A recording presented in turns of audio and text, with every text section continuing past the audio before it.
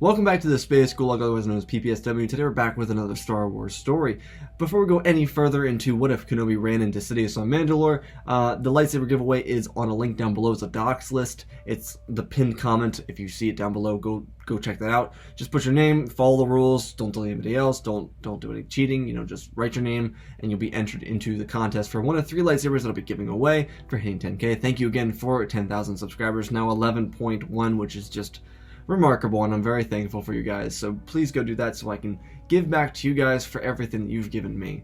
Other than that, go check out the Discord and check out the Twitch down below. Awesome communities, awesome time, and also subscribe here because I'll do another giveaway at some point. Anyways, today we're doing the story that's always been on my mind and an idea that's always been on my mind. And what if Kenobi had run into Sidious on Mandalore? They were like literally miles apart from each other. They were so close to accidentally running into each other, and I've always really wanted to know what would happen if they interacted with each other in that moment. How would Sidious handle running into a Jedi Master like Obi-Wan Kenobi, and how would Kenobi handle running into the Dark Lord of the Sith during this time period? Our story begins with Kenobi's escape from the shackles after he just watched Satine die, and this is with the aid of the ever-so-irritable Bo-Katan. Though their breakout doesn't happen inside of the prison complex in Mandalore's capital city. It begins just outside of the throne room. War is about to commence on the planet. Mandalore is a bubble ready to burst, especially with the hostile takeover led by Darth Maul and the Death Watch. During this hostile takeover, Maul killed Duchess Satine of Mandalore, and shortly after was brought into a 1 vs 1 duel with the leader of Death Watch named Pre Vizsla. When Pre Vizsla died, Bo-Katan and a few others realized their incompetence. Not enough to resolve what they had already done, but enough to plunge Mandalore back into chaos for the foreseeable future. Though the future of Mandalore hinged on this moment, and little did the Mandalorians serving Bo-Katan realize it. They were going to help Kenobi escape so that he could inform the Republic of their situation. Bo-Katan, though, as foolishly ignorant as she always was, didn't understand the complications of government and the treaties that her sister had created and that she obeyed. There was a reason why Satine brought Mandalore into a new age, and Bo submitted it into an eternal chaos. Regardless, Bo's logic to break Kenobi out of binds was to ensure help for her people, and so she and her allies enacted on it. Kenobi felt defeated, but also triumphant. He lost the woman he cared about most, the woman he loved with all of his heart, and sure, afraid to admit it, it were true. Obi-Wan, though, was triumphant over the darkness, keeping himself restrained, even when the woman he loved died in the hands of Darth Maul. As Kenobi was dragged to a cell by 2 Mandalorians, Kenobi looked out a window, seeing the cityscape of Mandalore's capital city. He wished he could traverse this hallway with Satine once again. He already missed her, and thoughts of her dwelled inside of his mind, causing disparity. Kenobi kept looking out, noticing the shadows cresting across the city as the light of day turned to the mellowness of dusk. Kenobi kept tears away from his eyes as they continued down the corridor. Across the city, where Kenobi happened to be looking, a ship was landing in the docking bays.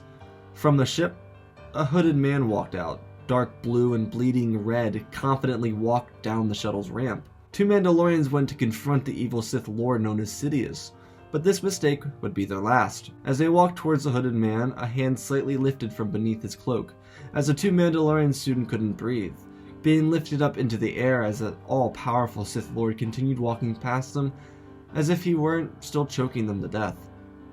Getting into a speeder, he began to pilot the little vessel away as the men withered away on the docking bay entrance.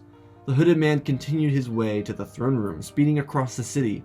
As he did, his robes fluorescent as ever as they drifted from side to side, flapping behind him.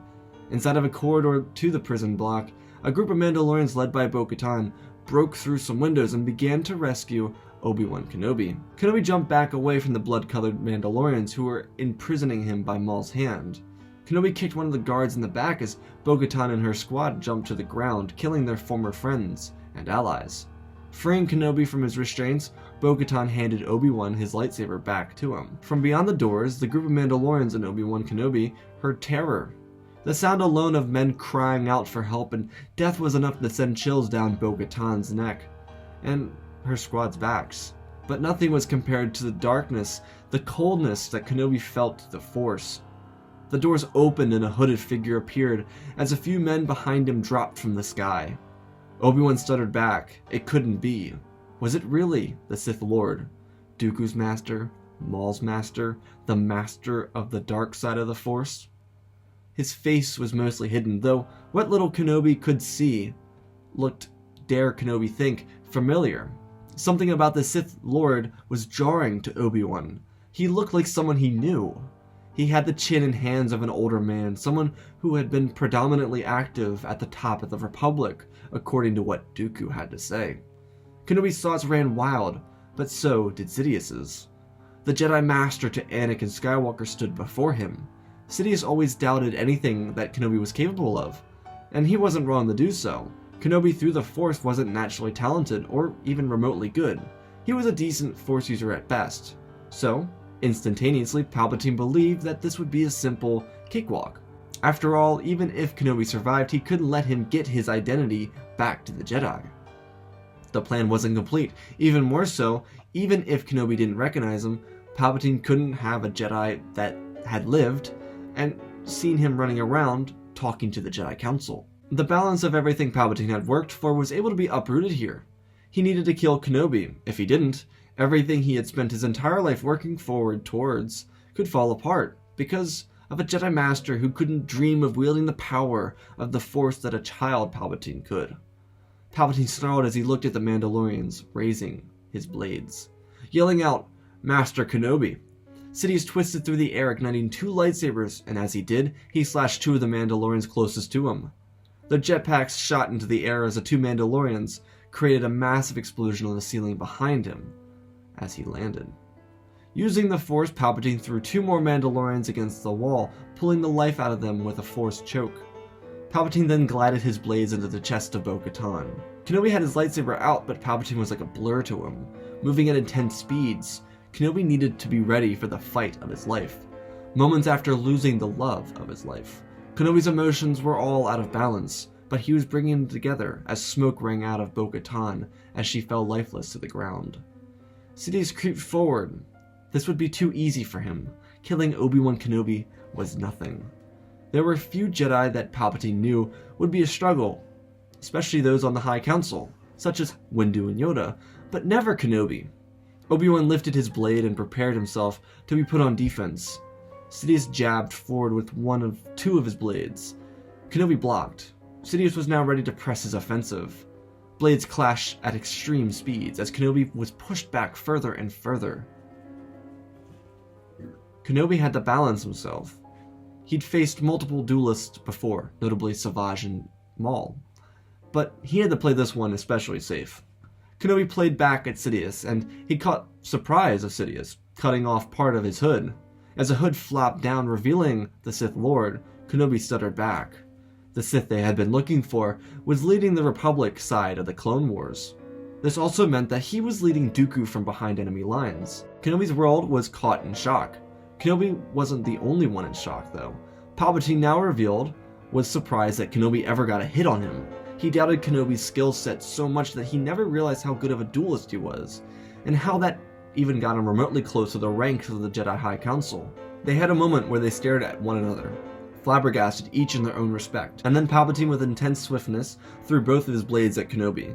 Obi-Wan was quick, almost not quick enough, as the blades grazed the Mandalorian armor he was wearing. His chest plate bled with heat, as Kenobi used his blade to strike down, pushing Sidious's blade to the ground as he elbowed the Sith Lord in the jaw. Sidious recoiled, and then anger spread across his face as he used the Force to throw Kenobi across the room. Playtime was over for the Dark Lord of the Sith as electricity rang out from his fingertips. Kenobi felt the surge of electricity course throughout him. As he tried with all of his strength to raise his blade, he cried out in immense pain until he was at the very least able to block the waves of electricity being sent at him. The blocks didn't reflect back at Palpatine, they only absorbed the power essence of energy that Palpatine released. Though the bright fury of the dark side would be brought to a halt when the door next to Obi-Wan opened. Maul and Savage walked through the doors, and they looked up, not even noticing the steaming body of Obi-Wan Kenobi. Maul moved first. He was fast on his feet, and he needed to find himself a way out of the situation.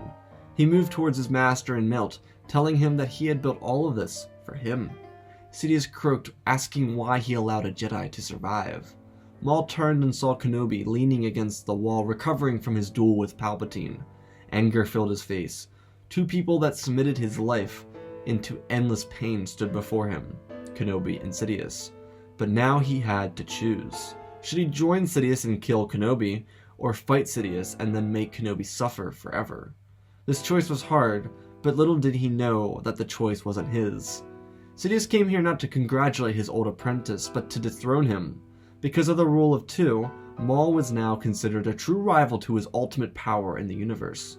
And with Maul out and about, he could in the long run prove to be a useful asset to Palpatine. But first, Palpatine had to kill Savage, to bend the feeble, loyal mind that belonged to Maul. Because in the end, Maul was always a servant. Sidious grinned. You could see his face, every inch of scaly old skin that belonged to the face of evil in the galaxy. Sidious told Maul that he cannot be his apprentice again because he has been replaced. Not only that, but now he was a rival to the power of darkness in the galaxy. Sidious, who was holding his two blades, ignited a fiery crimson storm as Maul and Savage followed suit. Obi-Wan saw this as the three Sith collided in combat with one another. He knew he had to escape as their duel commenced. Palpatine was efficient as he was with Kenobi, but Palpatine had to fight even better and with more hate, because he couldn't allow Kenobi to escape the planet alive. Maul and Savage were pushed back, as Sidious was ready to make his killing blow on Kenobi. Sidious left room enough between him and the other two duelists so that he could finish one duel before finishing the other. Palpatine swung one of his blades down towards Kenobi's head, but then a blue blade began to glow as it stopped Palpatine in the middle of his tracks. Kenobi quickly moved behind Palpatine as Savage and Maul approached him. Surrounded on all sides, Palpatine laughed, raising his blades as he prepared for combat. The apparent weakest one here was a hulking Savage Oprez, so Palpatine had his target. Swinging his blades around in a spiral, Sidious pressed his attack on Maul and Savage. Kenobi saw this as his moment. He had two choices. He could try and kill the Sith Lord, or see if the Jedi would be able to convince the Senate of Palpatine's betrayal. There was little chance that he and Maul could kill Palpatine, and even if he succeeded, the chances were even smaller that he would be able to kill Maul. Assuming that Savage didn't survive, Obi-Wan had an idea though. He knew of a place where Satine could communicate with the Republic from long distance. While Palpatine was focused and engaging on Maul and Savage, Kenobi darted for the door. Sidious turned around in a rage, assuming that Kenobi was fleeing the planet for Coruscant. He shot lightning across the room towards Kenobi. Obi-Wan ignited his blade and blocked the lightning as he ran out the door. Sidious growled as he used the Force to throw Maul and Savage into the wall. Sidious turned around and ran out the door, towards the landing bay where he had brought his little speeder. In a room down the hall, Kenobi got in contact with the Jedi Temple on Coruscant. The lights inside of the council chamber dimmed and the blinds were raised. Kenobi looked rushed, bent out of breath, with Mandalorian armor on. He informed the council that Satine was killed by Maul, but there were more urgent measures that needed to be taken. The one named Darth Sidious was Chancellor Palpatine, and he was here. Obi-Wan needed reinforcements immediately. The Jedi popped up from their seats. Windu gathered Plo Koon, Master Yoda, and Ki-Adi-Mundi for this brawl. The four of them rushed down without thinking about the implications of the death of Palpatine and what they could do to the galaxy-wide conflict. The Jedi rushed to a shuttle and departed the Jedi Temple with great haste. Back on the surface, Kenobi knew what he had to do. He needed to bring the conflict away from the throne room so that the Jedi could get to the Palpatine sooner. On the landing platform, Savage and Maul continued their duel with Palpatine as he continuously looked for Kenobi's speeder. Then out of nowhere, he saw the red Mandalorian armor of the Jedi Master dart towards the speeder. Kenobi took off with a determined speed. Sidious growled and sent electricity at Maul and Savage and then jumped onto his speeder and followed. Maul and Savage fell back onto the ground, and then they snarled as they found themselves a speeder to get onto as well. Kenobi knew that he had to stall. Wind blew through his beard and his face. There was no way that Sidious could possibly know of what he had done. Obi-Wan glided through the skies as he turned around. As his hair whipped across his face, he saw piercing yellow eyes trailing him. Luckily for Obi-Wan, he were a better pilot than Palpatine, but this didn't mean that the duel would be cut short. As Kenobi whipped around a building after some time of being chased, Sidious' speeder collided with his. Both speeders glided as they crashed into the tunnel that led to the docking yards. The much younger Kenobi jumped to his feet and ignited his lightsaber as Maul and Savage arrived at the site of the crash. Sidious from beneath the rebel lifted the two speeders up over himself and let them drop as he walked out from beneath them, igniting both of his blades. Sidious had enough of playing around. Twisting across in a scream at Kenobi, he began to duel with the Jedi Master, as Savage and Maul followed closely. Kenobi was in a fight for his life, relying heavily on the dueling that he was so strong with. The little force power he had he made up with his ability to wield a lightsaber. Kenobi was pushed further and further back. Sidious used the force and pushed Kenobi away as he turned on a dime and jumped in between Master and Apprentice, standing between his former apprentice and Savage, as he singled out Savage. Kicking Maul in the jaw and shoving him aside, Sidious began to assault on Savage. A powerful man but a weak duelist, Savage fought for his life, but even that wasn't enough against the true power of darkness. Kenobi and Maul looked up simultaneously as they watched Sidious twist his body around as his blades landed both in Savage's abdomen and chest. Sidious spun around, cutting Savage into pieces, not allowing him and Maul to exchange any final remarks. Maul looked across to Kenobi and looked back at Sidious. He hated it, but the only chance either of the two of them stood was to team up against Sidious together. Maul rose to his feet, holding out his lightsaber and the darksaber as Kenobi stood adjacent to him. Maul called out to Kenobi and proposed a joint effort. Kenobi without hesitation nodded towards Maul. Sidious cackled as he dug his feet into the ground preparing for his next offensive. Maul and Kenobi surrounded Sidious, and then the blades clashed. Their duel led through the tunnels as the tunnel doors opened, full-out war. Mandalore was at war again. Maul had created chaos, and chaos was here.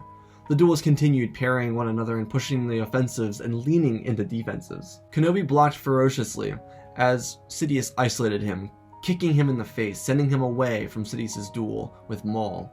Twirling around, catching Maul off guard, Sidious drove his blade through Maul's head, while swiping off his legs from his body. Kenobi rose to his feet and spoke to himself quietly, saying, "I am one with the Force, and Force is with me." As he looked down the barrel of evil in the galaxy, Kenobi began his duel with Sidious once again. Kenobi was tired from this fight. At the same time, so was Sidious. Form 7 was a tiresome form, and it required a lot of energy being used. Kenobi tried his best to wait for a moment in time to kill Sidious, but as his allies began to die off, he began to feel dread.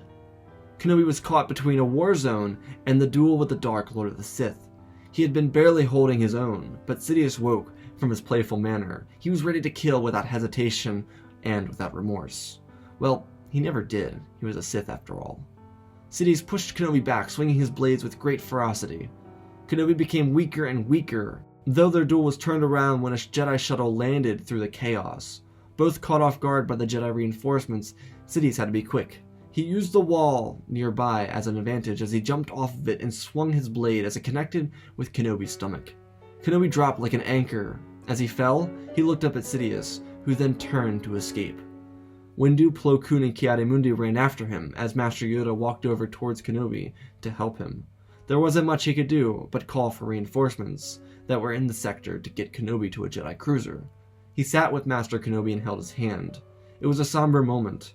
Kenobi thought back to his master and how he died, and so he looked at Master Yoda, telling him to remind Anakin how proud he was, telling Yoda that Anakin was the chosen one, the one who was meant to bring balance to the Force.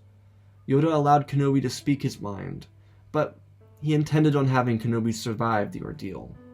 Sidious couldn't make it to a speeder because Plo Koon's electric judgment crippled the speeder. Sidious turned 3 more adversaries, the best of the Jedi Order. As he saw Yoda and Kenobi in the background, his eyes adjusted as he looked on Windu, Mundi, and Plo. There was one target he knew he could easily kill. The other 2 seemed more challenging to him. Sidious pulled himself together and pulled both of his blades close to his chest as he spun in the air, jumping before Jedi Master Ki-Adi-Mundi and jabbing his blades through the chest of the Jedi Master. Sidious spun around as he began to confront Mace and Plo together. 2 of the best duelists in the Order, Sidious clashed with both of them. Purple, blue, and red illuminated the tunnel as Sidious did everything he could to seize advantage in this fight. The dark side of the Force was powerful with him after all. Sidious kicked Plo in the chest and focused on Windu as he pushed forward against the Jedi Master. Windu offered stiff resistance as he used his signature Vapad. Sidious was relentless though, driving further and further with both of his blades as he landed the blow he needed, but not the one he wanted. Palpatine's lightsaber slipped as he swung, cutting off Mace's non-dominant forearm. Mace howled in pain as Plo Koon came running up from behind. Palpatine was pushed back as he was caught off guard by the turn of events. He returned to the duel with one hand active, and soon a small green lightsaber popped into combat. Sidious was back at a 3 versus 1, as an LAAT broke through the skies of Mandalore to rescue Obi-Wan Kenobi. Sidious was outmatched. He was becoming more and more tired from this never-ending duel.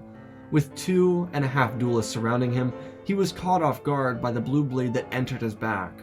The swift strike from Plo Koon killed Palpatine, but ignited the fire in Skywalker, whose fleet so happened to be the closest in the area to Mandalore. Meanwhile, Plo Koon became the legitimate ruler of Mandalore, having won the Darksaber technically in combat, being that Sidious killed Maul and Plo killed Sidious. Skywalker couldn't focus on what had just happened. He needed to help his master before he met the same fate as Palpatine. Anakin got a medical capsule and lifted his master gently with the Force, and prepared him to leave. An escort of V-Wings and ARC-170s were hovering over the area, with a few extra LAATs because of the unsanctioned rambunctious nature of the Mandalorians. The ships took off for Anakin's Venator, which was currently over Mandalore. Plo Koon picked up the sabers that fell from the Chancellor. He looked over at the other 2 Jedi as he examined them. Mace told the 2 of them that they needed to frame this as an action committed by Maul. It couldn't be known that the Jedi had killed the Chancellor of the Republic.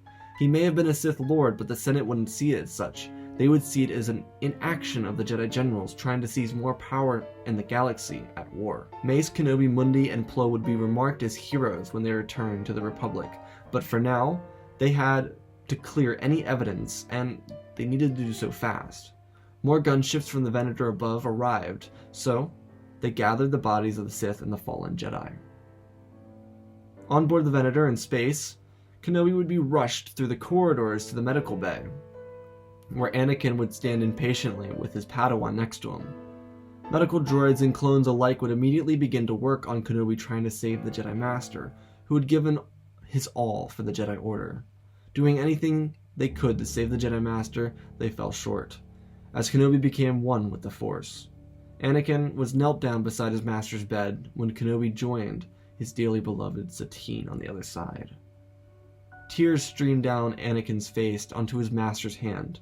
Anakin felt so helpless. The man who was the closest thing to a father that he ever had died.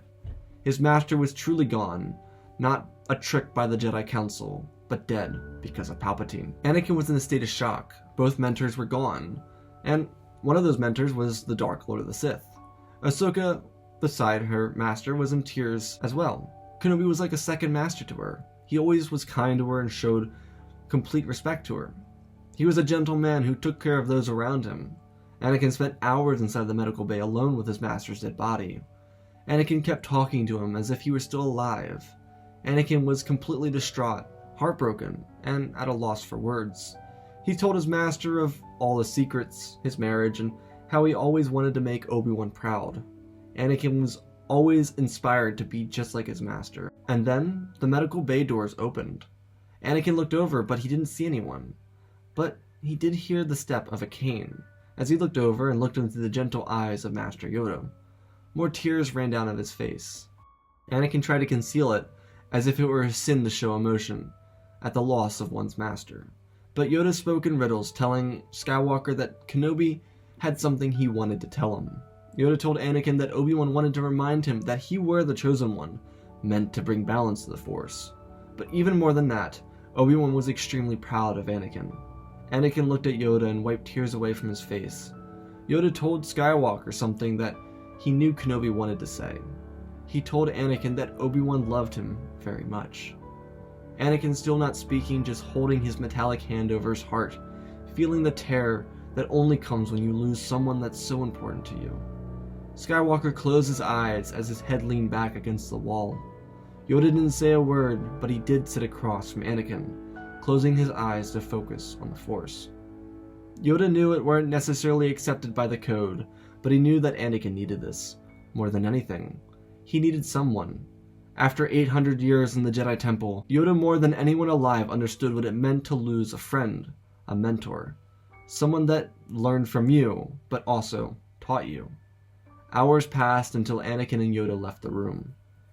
Anakin had great respect for Yoda for staying with him throughout this pain that he was suffering. Anakin would head to his quarters and rest. He had a lot of personal loss in the last few hours. Meanwhile, the ship was in return for Coruscant. Anakin was requested to stay in the Jedi Temple for the time being. The Jedi wanted to ensure that he were fit to return to combat. He had just undertaken a massive loss.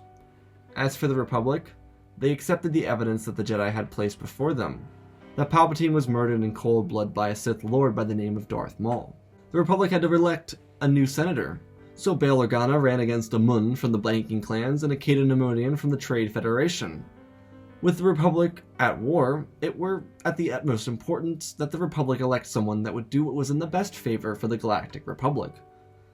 Without hesitation, Bail Organa was voted to become Supreme Chancellor of the Galactic Republic, mere days after Palpatine was brought back to the Republic, dead. On the other side of the galaxy, the Force didn't feel right, but Dooku didn't assume much. He didn't communicate with his master all that often, and Palpatine was the one who helped him stay informed in the Republic's major inquiries. But everything changed when the banking clans and Trade Federation requested a meeting with the Count. When the meeting began, Dooku was informed that Bail Organa was the Supreme Chancellor of the Galactic Republic, and that Palpatine had died on Mandalore. Dooku was taken aback. Never had he thought that Palpatine would die while being Chancellor. No matter, Dooku had a contingency plan for this. And this was a full, spread-out attack on the Galactic Republic. The Separatist arsenal was much larger than that of the Galactic Republic, and even though they lost Geonosis, they would still be able to mass-produce droids for the foreseeable future. And offensive. Dooku assured the Council that they would be able to swiftly win this war. While the rest of them were still unaware that Sidious was the Supreme Chancellor, they would notice that the briefings would change and there would be a lack of Darth Sidious.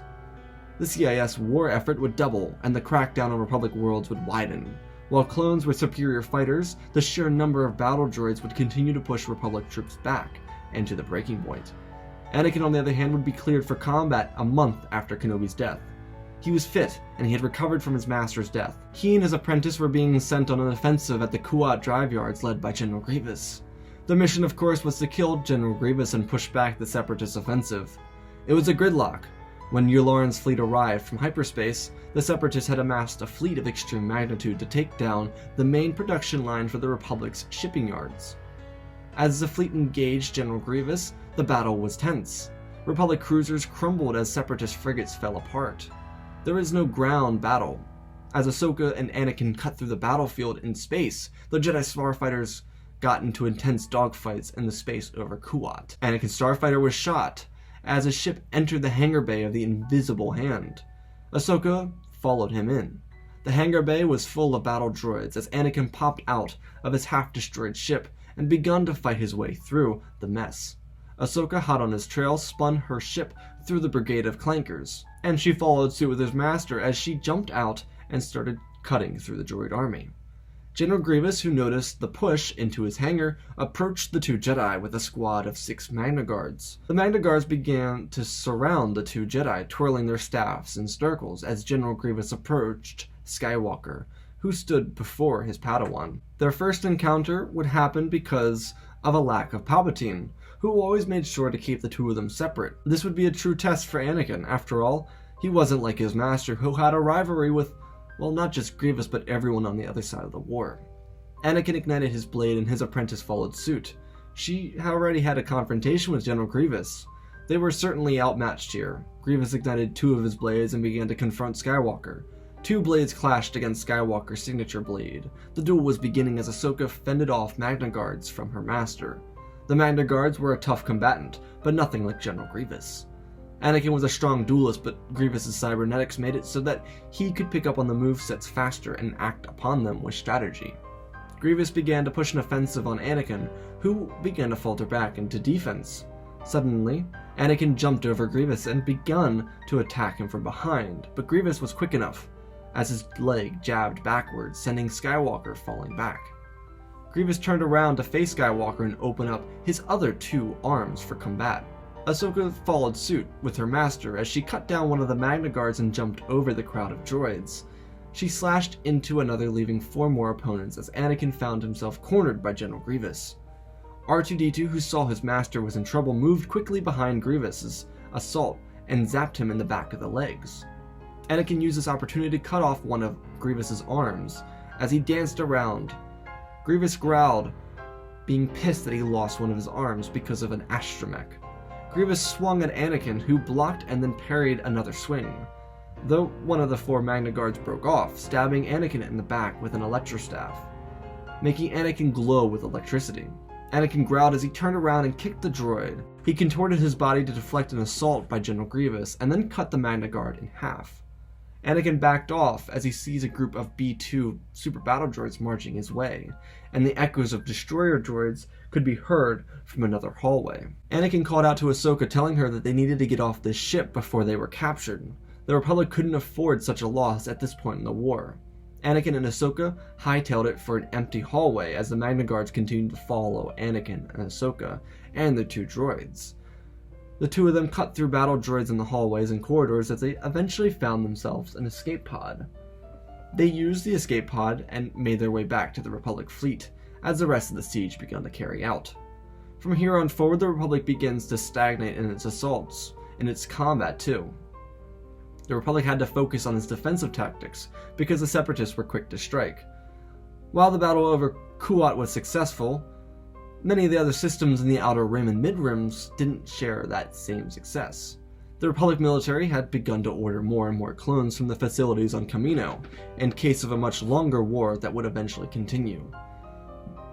And while it's apparent that the Republic could lose the war, it seemed that both sides had enough of the conflict.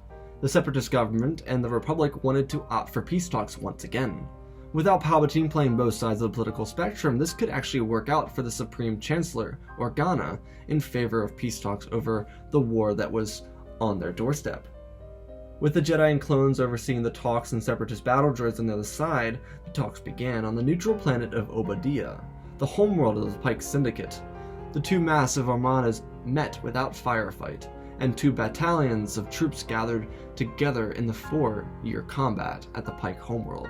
During the 3rd and now 4th year in combat, the Republic lost some ground, but Anakin Skywalker had become a Jedi Master, as Ahsoka became a Jedi Knight. He had decent relations with Master Windu, who now related to him over the loss of his forearm. On the other side of things, Padme and Anakin's relationship had been better because Anakin wasn't influenced by Palpatine.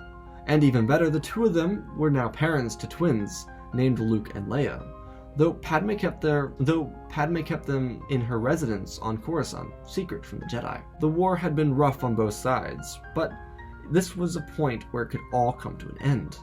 Bail Organa spoke before both representatives of the Republic and the Separatist Alliance, addressing both of them and the needs of the galaxy.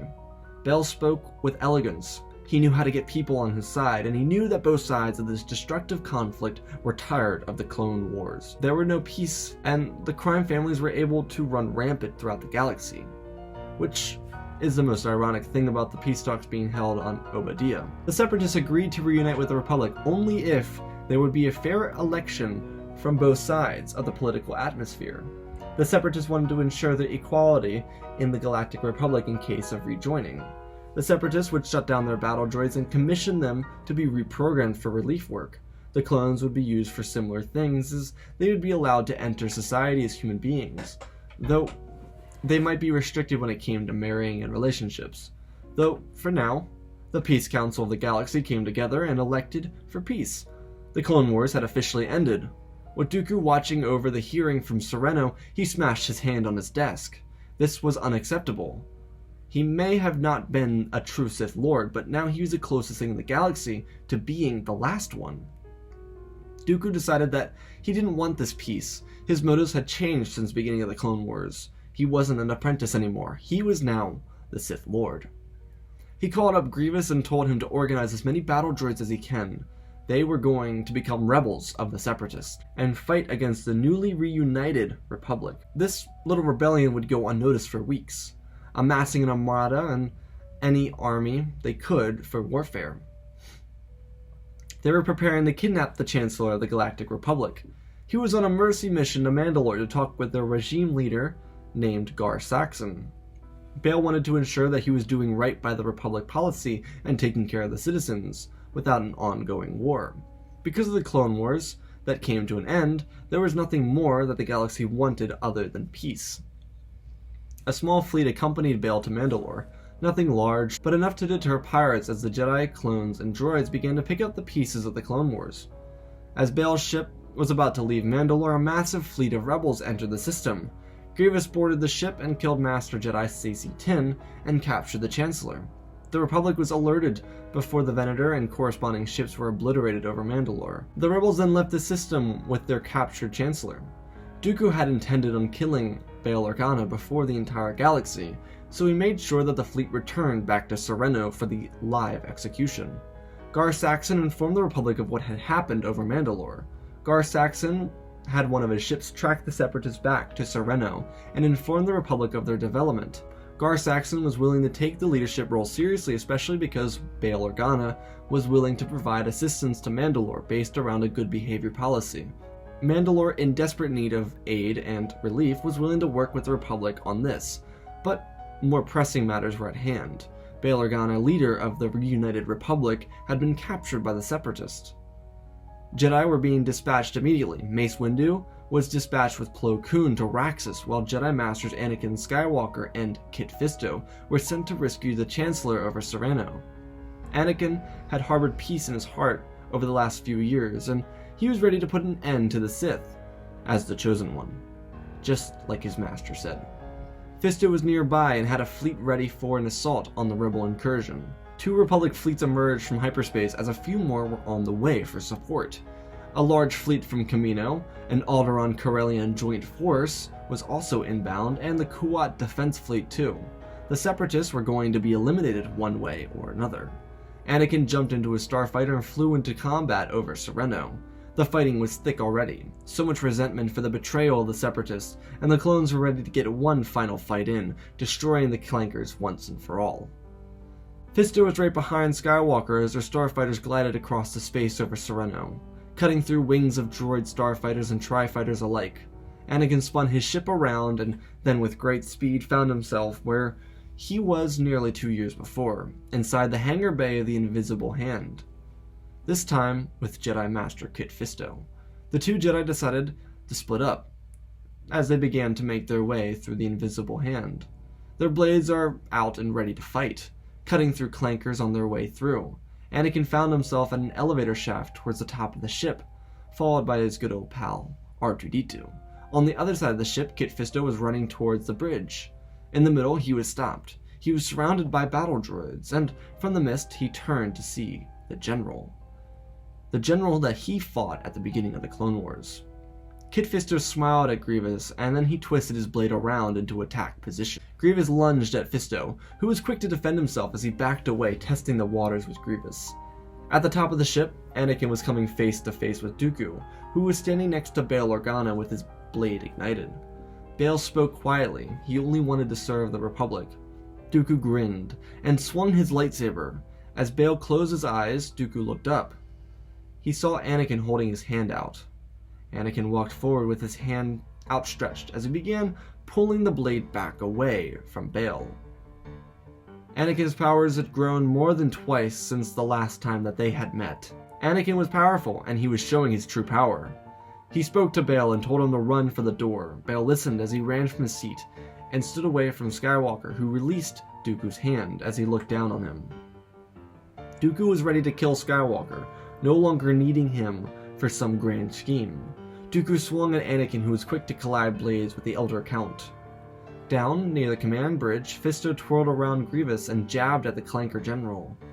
Their duel was immense and powerful. Blue and green filled the corridor, as both duelists fought back the other. The power of Form 1 against Grievous was the unpredictability of his form. His cybernetics could never tell when Fisto was going to strike out of habit. There were no structured form strikes. Fisto was able to pull an offensive on Grievous. The general was taken aback by this as he swung forward before calling out for his guards. Grievous's swing cut Fisto's arm, but not deep. just a flesh wound, but it did expose the general. Fisto used this as he removed one of Grievous's hands. 2 Magna Guards came up behind Fisto. He was stuck between the cheater, known as General Grievous, and his little henchman. Fisto seized the moment as he twisted his body around one of the droids and cut it down with a swift strike, while using the other as a weapon. Fisto sheathed his blade and used all of his force power to force push the second guard at General Grievous. When he did, the droid was cut into pieces as it crashed into the droid general. Fisto approached Grievous as he watched the droid general get to his feet. General Grievous gave it one last oorah as he lunged towards Fisto again, trying to kill the Jedi Master. Dooku and Anakin clashed fiercely. Even in his old age, Dooku was a fine duelist, but he preyed on Anakin's dark side nature. But with Bail in the room, he began to support Anakin, telling him not to give in to what Dooku was trying to make him give in to. Telling him not to give in. This proved to be worthwhile advice because Anakin took Dooku's arm and twisted him aside as he drove his blade through the Count's chest, killing Dooku instantaneously. Anakin turned to Bail, telling him that they needed to get to Fisto and find their way out of here. Grievous fell as Fisto cut the general's leg off. Grievous scoffed as he looked back to see Kit Fisto drive his blade into his face.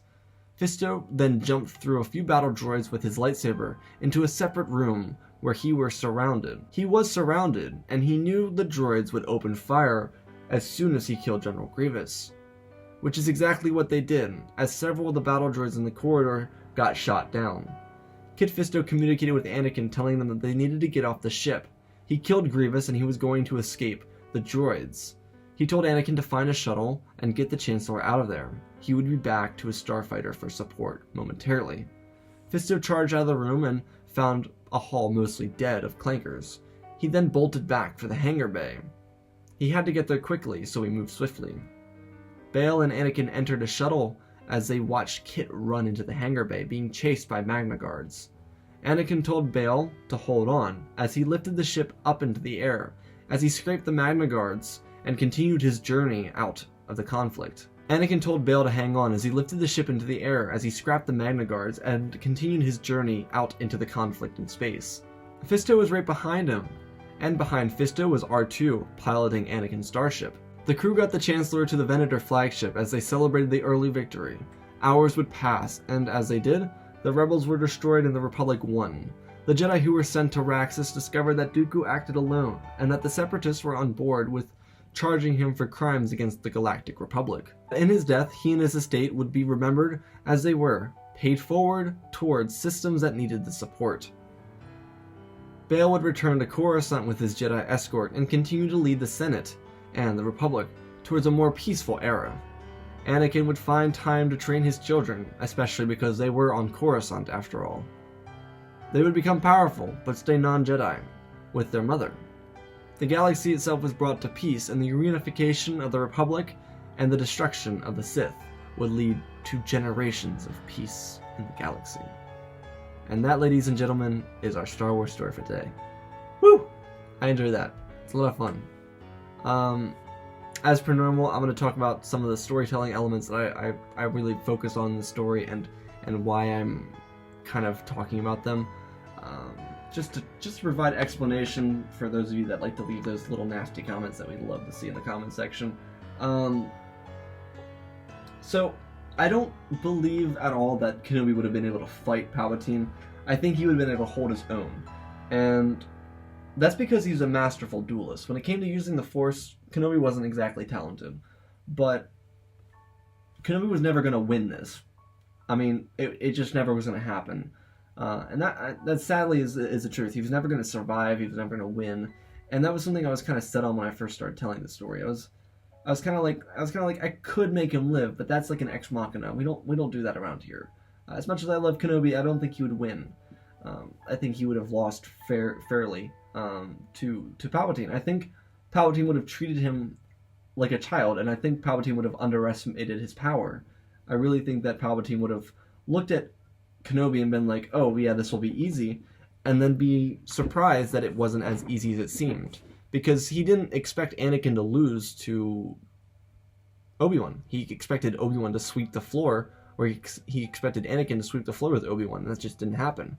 So I think that would be the same case here. I think he would get into a duel with with Kenobi, and Kenobi would catch him off guard by landing that particular hit. And that particular hit exposed the Chancellor. Now, this video really starts with a duel and then just goes completely off topic, and that was something I really wanted to focus on here too. It's something that I don't really think I've ever done in a video before, and that's where I was really excited to focus on it. And that's what would happen after Palpatine died. You have someone that's manipulating an entire war from both sides, leader of both sides, manipulating the entire war, dead. That changes everything. Dooku has to change his strategies, he has to change how he wants to perceive the war, he has to change how he wants to enact or act in the war, and this also means that the Republic changes their motives as well. And without someone working both sides, I think that after years of conflict, that they would try and go for peace treaties again. Because if you guys don't remember, in one of the earlier seasons of the Clone Wars, they tried for peace, but Dooku and Grievous ruined it. So, and I think that was only possible because Palpatine had the insides of what was going to happen. And I think here, without having someone or somebody as an inside con man in the Republic, I don't think that, well, other than the Trade Federation and the Banking Clan guys, I don't think that I don't believe that the Separatists would have really known what was going on behind the enemy lines. And I think I tried to prove that here, and I'm pretty content with how it turned out. Honestly, I didn't expect this video to be as long as it was. I really didn't expect it to be 50 minutes long, however long it is. I started writing and it just kind of went on. And when I last looked at it, it was like, oh, it's gonna be like a 20-minute video. Nope, not at all. So I hope you guys enjoy it. I hope you guys enjoy these longest videos. But I really want to focus on what happened after the duel. Obviously, the duel was a very big part, and that's the reason why you guys are here for the video. So I wanted to give that some time. I wanted you guys to enjoy the duel for everything it was. But I also wanted to focus on what would happen afterwards, and I think what I told was pretty interesting. So I hope you guys enjoyed that, and I hope you guys feel that way about it. If you did, leave a like down below and share it. Don't forget to check out the Discord and all the other things. Yeah, awesome stuff. Check out that other video I uploaded the other day. It's like an hour and 45 minutes long. Awesome. I'm very proud of that one. That one was a very, very hard project, so I would love to see some support on that one as well. Anyways, guys, I want to thank you all for subscribing and all that stuff. I appreciate you guys. Don't forget to check out that link down below so you guys can put your name on the list for the free lightsaber giveaway. I'll be doing 3 of those lightsabers on May the 4th, which is literally right around the corner. Anyways, guys, I love you all. Spread the love, and always remember, my friends, may the Force be with you.